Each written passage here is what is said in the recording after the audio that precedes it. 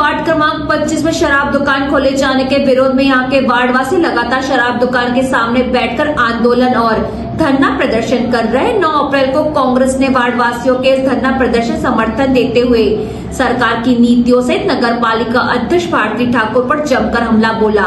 इस दौरान कांग्रेस विधायक ने कहा कि मात्र फोटो खिंचवाने से काम नहीं चलेगा, बल्कि जनता के साथ खड़े होकर लड़ाई लड़ना पड़ेगा। धरना प्रदर्शन कर रहे वार्डवासी चर्चा के उपरांत कांग्रेस जिला अध्यक्ष और बैहर विधायक संजय सिंह उइके ने चर्चा के दौरान बताया कि वार्ड क्रमांक 24 में संचालित हो रही शराब दुकान के विरोध के बाद उसे स्थानांतरित कर बालाघाट नगर पालिका परिषद की अध्यक्ष के वार्ड क्रमांक 25 में प्रारंभ किया गया है। उन्होंने कहा कि नगर पालिका अध्यक्ष स्वयं एक महिला है और बड़े दुख की बात है कि उनके रहते हुए भी वार्ड की महिलाओं को आंदोलन करना पड़ रहा है। उन्होंने कहा कि शासन के नियम है कि स्कूल छात्रावास मंदिर से 100 मीटर की दूरी पर शराब दुकान के संचालन किया जाए, लेकिन जानकारी लगी है कि महज 25 मीटर की दूरी पर उक्त शराब दुकान खोली गई है, जो कि सरकार की कथनी और करनी को दर्शाता है, जो कि खुद नियम बनाती है और खुद ही उन नियमों को ताक पर रखकर कार्य करती है। हम लोग पूरी कांग्रेस पार्टी बालाघाट की विधायिका श्रीमती अनुपमा मुंजारे जी, वाराणसी के विधायक सम्मानीय विवेक भाई और कांग्रेस परिवार के सभी साथी, आज हम हमारी बहनें जो आज यहाँ शराब दुकान के विरोध में धरना दे रही हैं, लगातार 3-4 दिन से धरना दे रही हैं कि वार्ड नंबर 25 है। पहले ये शायद ये शराब दुकान वार्ड नंबर 24 में था, उसको स्थानांतरित करके वार्ड नंबर 25 में प्रारंभ किया गया है। और जैसा कि जानकारी मिली है कि ये नगर पालिका अध्यक्ष का वार्ड है और चूँकि वो स्वयं भी उनका वार्ड है और स्वयं भी महिला हैं, और बड़े दुख की बात है कि आज हमारी बहनों को उनके रहते हुए आंदोलन करना पड़ रहा है शराब दुकान हटाने के लिए।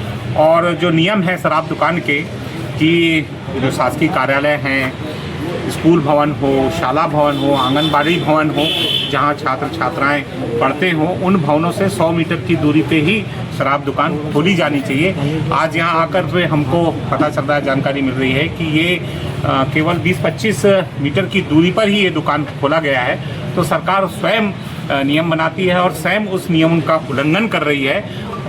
ये सबसे बड़ी इस सरकार में दुविधा वाली बात है, दुर्भाग्यपूर्ण बात है। और सत्ता पक्ष में बैठे हुए लोग, जो सत्ता पक्ष के लोग हैं, उनका ही वार्ड है और वो स्वयं महिला हैं। तो सबके बावजूद भी हमारी बहनों को आंदोलन करना पड़ रहा है, ये दुर्भाग्यपूर्ण बात है। आज हम पूरी कांग्रेस पार्टी हमारी बहनों को इस आंदोलन पे सहयोग करने के लिए, समर्थन देने के लिए हम सब लोग इनके साथ यहाँ खड़े हुए हैं, यहाँ आए हुए हैं। इस दौरान बालाघाट विधायक अनुपमा मुंजारे ने कहा कि हमारा जिला प्रशासन को सुप्रीम कोर्ट के गाइडलाइन के अनुसार चलना चाहिए, लेकिन हमारे जिला प्रशासन की कार्यशैली नियमों से हटकर देखी जा रही है। उन्होंने कहा कि नगर का मोती चौक नगर का प्रमुख क्षेत्र है। क्षेत्र में आईजी कार्यालय, कन्या छात्रावास, कन्या महाविद्यालय, कन्या विद्यालय सहित पार्क एवं अन्य शिक्षण संस्थान मौजूद है। सुप्रीम कोर्ट की गाइडलाइन के खिलाफ जिला प्रशासन कार्य कर रहा है। उन्होंने कहा कि जानकारी मिल रही है, जनप्रतिनिधियों की जानकारी के बाद दुकान प्रारंभ की गई है, लेकिन ऐसा नहीं है, किसी भी प्रकार की कोई जानकारी नहीं दी गई है। प्रशासन बिना विश्वास में लेकर इस तरह के कार्य कर रहा है और इस मामले में झूठ बोल रहा है। जिला प्रशासन को सुप्रीम कोर्ट की गाइडलाइन पे चलना चाहिए। जो हम देख रहे हैं कि निरंतर चाहे कहीं की भी बात हो, हमारी जो जिला प्रशासन की जो प्रक्रिया है, जो कार्यशैली है, वो किसी भी जिले की हम देखें तो नियमों का जो तरीके से पालन होना चाहिए वो नहीं हो पा रहा है। तो मेरा तो समर्थन खुलकर है और इस लड़ाई को तो मैं कहना चाहती हूँ हमारी बहनों से और भाइयों से कि मजबूती से हमको लड़ना पड़ेगा, क्योंकि सुप्रीम कोर्ट की गाइडलाइन ये है कि 100 मीटर के दायरे में जहाँ पे शिक्षण संस्थाएं हों, जहाँ धार्मिक स्थल हों, ऐसी जगहों से 100 मीटर का दूरी होना चाहिए।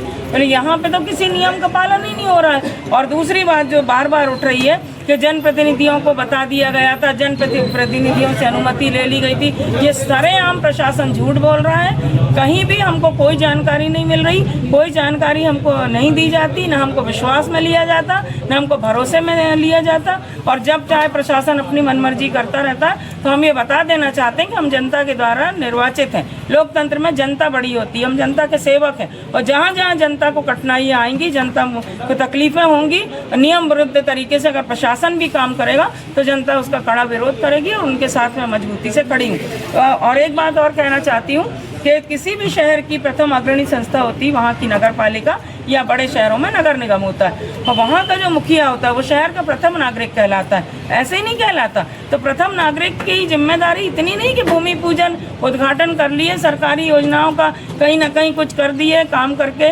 और थोड़ा बहुत तो फोटो खिंचा के वीडियो बना के हमने डाल दिया, ये नहीं चलता।